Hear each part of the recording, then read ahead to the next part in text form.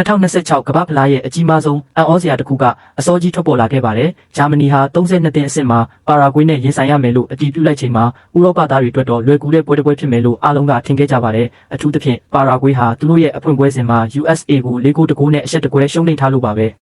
ဒါပေမဲ့တောင်အမေရိကသားတွေကသူတို့ကိုအိမ်ပြန်ပို့ပစ်ခဲ့ပါတယ်။ဒါဟာဂျာမနီအတွက်12နှစ်အတွင်းကမ္ဘာဖလား16သင်းအဆင့်ကိုတက်ရောက်နိုင်ဖို့ပထမဆုံးအကြိမ်ပြတ်ကွက်ခဲ့တာပဲဖြစ်ပါတယ်။ပြိုင်ပွဲသမိုင်းတစ်လျှောက်အောင်မြင်ဆုံးအသင်းတစ်သင်းအတွက်တော့ဒါဟာကပ်ဘေးတစ်ခုပါပဲ။တကယ်ကိုပဲဂျာမန်ဘောလုံးလောကရဲ့ဒီလိုကျဆင်းမှုအကြောင်းကိုကျွန်တော်တို့ဆွေးနွေးဖို့လိုအပ်နေပါပြီ။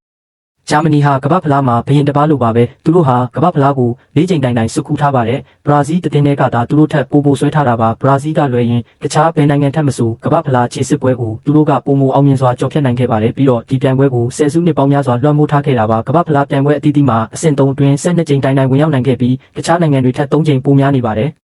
်တကယ်တော့ဒီကမ္ဘာဖလားကိုမလာခင်အထိဂျာမနီဟာကမ္ဘာဖလားစတင်ကျင်းပခဲ့တဲ့အချိန်ကစလို့10စုနှစ်တိုင်းမှာအနည်းဆုံးတစ်ချိန်အဆင့်3အတွင်းဝင်ရောက်နိုင်ခဲ့တဲ့တစ်ခုတည်းသောနိုင်ငံဖြစ်ပါတယ်1934မှာတတိယရခဲ့ပါတယ်1940စုနှစ်တွေမှာတော့ကမ္ဘာဖလားမကျင်းပခဲ့ပါဘူးအဲ့ဒီနောက်1954မှာသူတို့ရဲ့ပထမဆုံးဖလားကိုစုခုခဲ့ပြီး1966မှာဒုတိယ1984မှာနောက်တစ်ချိန်ပိုဆွဲခဲ့ပါတယ်1982နဲ့1986တွေမှာဒုတိယရခဲ့ပြီး1990မှာသူတို့ရဲ့တတိယမြောက်ဖလားကိုစုခုနိုင်ခဲ့ပါတယ်2002နဲ့2006မှာဒုတိယနဲ့တတိယအသီးသီးရခဲ့ပြီး2014မှာတော့သူတို့ရဲ့စတုထမြောက်ကျေပွင့်ကိုရယူနိုင်ခဲ့တာပါဒါပေမဲ့ပါရာဂွေးကိုရှုံးနိမ့်ပြီးထွက်လိုက်ရတဲ့နောက်မှာတော့အဲ့ဒီမှတ်တမ်းကောင်းကြီးဟာအဆုံးသတ်သွားခဲ့ပါပြီနောက်ထပ်ကမ္ဘာဖလားက2030မှာလာမှဖြစ်လို့သူတို့ဟာ2020စုနှစ်တွေကိုစုတစိမ့်မပါပဲအဆုံးသတ်လိုက်ရပြီဖြစ်ပါတယ်ဒါဟာနှစ်တွေကြာလာတာနဲ့အမျှဂျာမန်ဘောလုံးလောကရဲ့တဖြည်းဖြည်းကျဆင်းလာမှုကိုပြသနေပေမဲ့ပိုပြီးလက်နက်ရှိုင်းလေးလာကြည့်ရင်ပိုဆိုးတာကိုတွေ့ရပါလိမ့်မယ်ရာစုနှစ်အကူကစလို့ဂျာမနီဟာနိုင်ငံတကာဘောလုံးလောကမှာအကြောက်ရဆုံးအသင်းတွေကတသင်းဖြစ်ခဲ့ပါတယ်2002ကမ္ဘာဖလားဘောလုံးပွဲကိုတက်ရောက်နိုင်ခဲ့ပြီး2006နဲ့2010ပြိုင်ပွဲတွေမှာတတိယရခဲ့ပါတယ်2008ယူရိုမှာလည်းဘောလုံးပွဲတက်ခဲ့ပြီး2012မှာဆီမီဖိုင်နယ်ကိုရောက်ခဲ့ပါတယ်အဲ့ဒီအချိန်ထိသူတို့ဟာ1996ကတည်းကယူရိုဖလားမရခဲ့တယ်လို့1990ကတည်းကလည်းကမ္ဘာဖလားမရခဲ့ပါဘူးဒါကြောင့်2010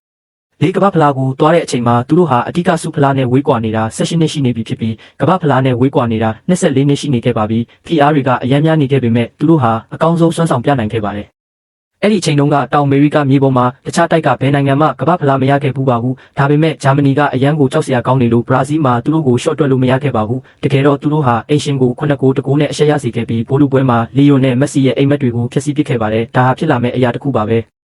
ဂျာမနီဟာပြီးခဲ့တဲ့နှစ်တွေမှာတကားခောက်ခဲ့ပြီးနီးစပ်ခဲ့တာကြောင့်သူတို့ထပ်ပြီးပိုဆွဲဖို့အချိန်တစ်ခုပဲလိုပါတော့တယ်ပြည်တွင်းလိကနာမည်ကြီးလာပြီးလူငယ်ကစားသမားအများပြားကိုအရှိန်ဟုန်နဲ့ထုတ်လုပ်ပေးနေခဲ့ပါတယ်2010ကမ္ဘာဖလားမှာဘောလုံးပွဲကိုမရောက်ခဲ့ပေမဲ့တကယ်တမ်းလွှမ်းမိုးနိုင်တဲ့ကစားသမားတွေသူတို့စီမှာရှိနေခဲ့ပါတယ်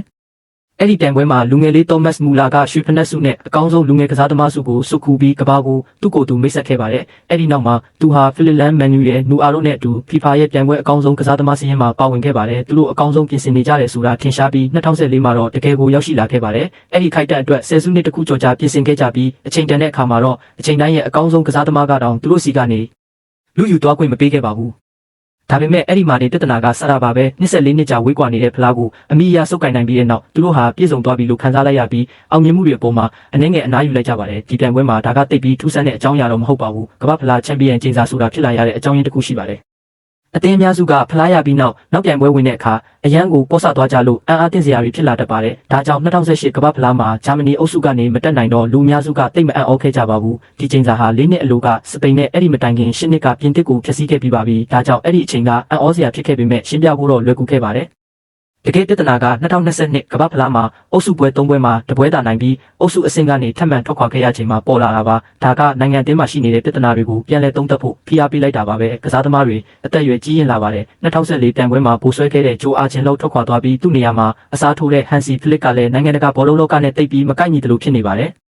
ဒီအတွက်သူတို့ဟာဖလစ်ကိုယာဒုကနေထုတ်ပယ်ပြီးတုတ်ပြန်ခဲ့ပါတယ်။ဒါဟာဂျာမနီသမိုင်းမှာနီးပြတအူးကိုပထမဆုံးအကြိမ်ထုတ်ပယ်ခြင်းပါပဲ။သူတို့ဟာပိုပြီးတီထွင်ဆန်းသစ်ဖို့နဲ့ခက်တဲ့အညီဖြစ်အောင်ကြိုးစားခဲ့ပြီးခင်မီတဲ့စိတ်ကူးတွေရှိတဲ့ပုံငယ်ရွယ်တဲ့နီးပြဂျူလီယန်နေဂက်စ်မန်ကိုခန့်အပ်ခြင်းနဲ့အဲ့ဒီရည်မှန်းချက်ကိုအရောက်လမ်းဖို့ရည်ရွယ်ခဲ့ပါတယ်။ဒါပေမဲ့ဒါကအဖြစ်မဟုတ်ဘူးဆိုတာထင်ရှားလာပါတယ်။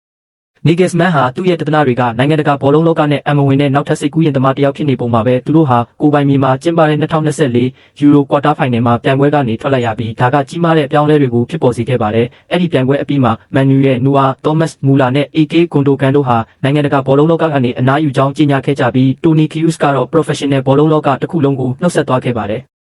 ဒါဟာဂျာမန်ဘောလုံးလောကမှာဖြစ်တဲ့တစ်ခုကိုစတင်ဖို့ဖြစ်တင်ပေမဲ့နီဂယ်မန်ကတော့အဲ့ဒါကိုအသုံးချဖို့ပြက်ကွက်ခဲ့ပါတယ်။အဲ့ဒီအစားသူဟာသူ့ရဲ့ကမ္ဘာဖလားအတွက်ဝါရင်ကစားသမားတွေကိုပဲဆက်ပြီးအားကိုးဖို့ရွေးချယ်ခဲ့ပါတယ်။သူ့ရဲ့လူ26ဦးပါဝင်တဲ့လူစည်းရင်းမှာ10ယောက်ကအသက်30ကျော်ကစားသမားတွေဖြစ်ပြီးနောက်ထပ်4ယောက်ကအသက်30ပြည့်ခန့်နေတွေပါပြီးတော့သူဟာအနားယူသွားတဲ့အသက်40အရွယ်မန်နူရဲ့နူအားကိုပြန်လည်ခေါ်ယူခဲ့ပါတယ်။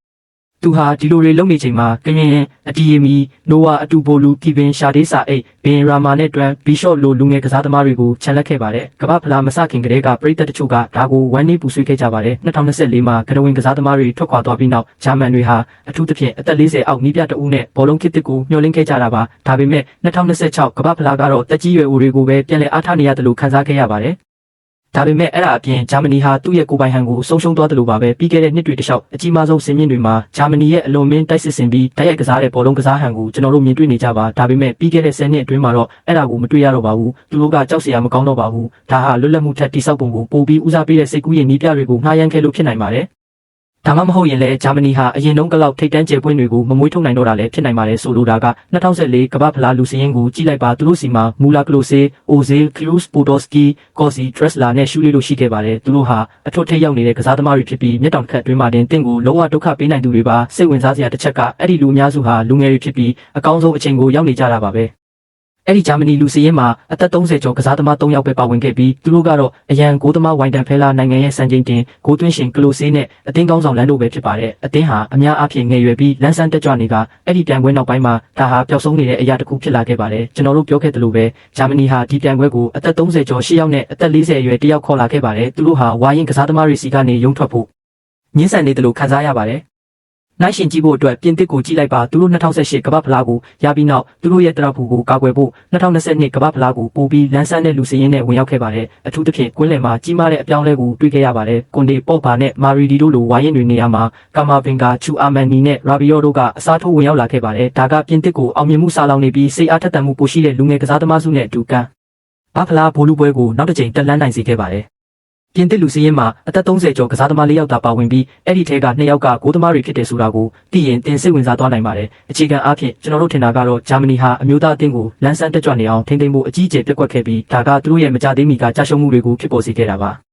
ပြိုင်ပွဲ3ခုဆက်တိုက်ကမ္ဘာဖလား16တင်းအဆင့်ကိုမတက်နိုင်ခဲ့တာဟာဂျာမနီရဲ့ဂုဏ်သိက္ခာအတွက်ကြီးမားတဲ့အမဲဆက်ကြီးဖြစ်ပြီးသူတို့ဟာအခုအသင်းတွင်းကိုပြန်လည်သုံးသပ်ကကြီးမားတဲ့ပြုပြင်ပြောင်းလဲမှုတွေကိုလှုပ်ဆောင်ရတော့မှာပါအခုအဲ့ဒီပြုပြင်ပြောင်းလဲမှုကိုဂျူလီယန်နီဂက်စ်မန်ကိုထုတ်ပယ်ပြီးသူ့နေရာမှာယာဂင်ကလော့လိုလူတစ်ယောက်နဲ့အစားထိုးတာကနေစတင်มาလားပရိသတ်တို့ရောဘယ်လိုထင်လဲမှတ်ချက်တွေမှာပြောပြပေးခဲ့ကြပါဦးအခုလက်ရှိဂျာမန်ဘောလုံးလောကရဲ့အကြီးမားဆုံးပြဿနာကဘာလဲဆိုတာကိုလည်းပြောပြခဲ့ပါဦးဒီဗီဒီယိုကိုသဘောကျတယ်ဆိုရင် like လုပ်ပြီး channel ကို subscribe လုပ်ပေးထားကြပါအသစ်တင်တိုင်းမလွတ်တမ်းကြည့်နိုင်အောင်ခေါင်းလောင်းလေးကိုလည်းဖွင့်ထားပေးပါဦးနောက်ဗီဒီယိုမှာပြန်တွေ့ကြပါမယ်တာ